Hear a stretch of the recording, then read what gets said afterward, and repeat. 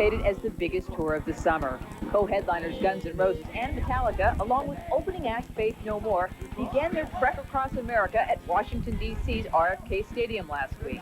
The show was a major success, despite, among other challenges, the very intense heat.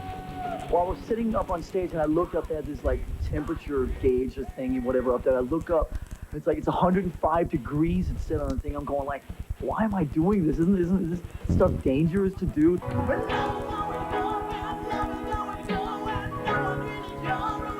With each act only a few weeks off from their last tour leg, getting the music right is one aspect of this show that nobody is worried about. Guns N' Roses says they're so well oiled that the band needed only a single day of preparation, and that without singer Axl Rose, to rehearse a few oldies for the tour. Axl had no concerns about missing the practice.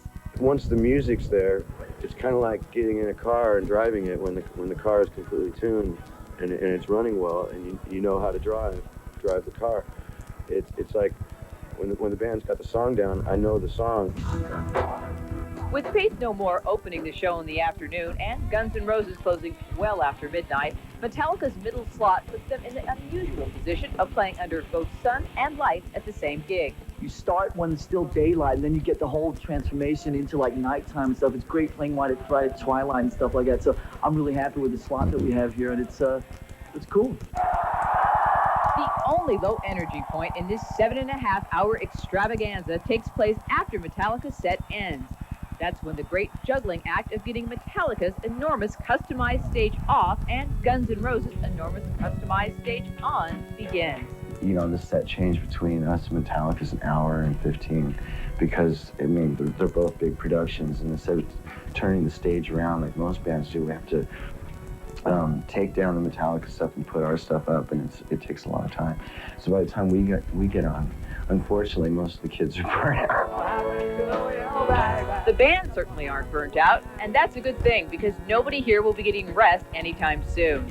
Both Metallica and Guns N' Roses will return to their own tours in the fall. But for now, this mega tour marches on, a testament, the band say, to their no-compromise careers.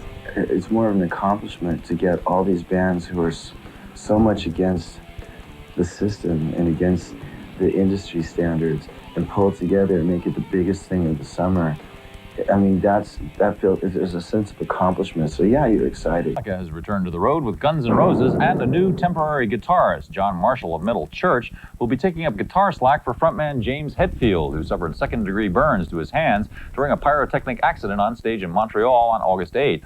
Hetfield is able to sing, as we discovered at a recent post-accident rehearsal, and he's expected to be well enough to play again soon.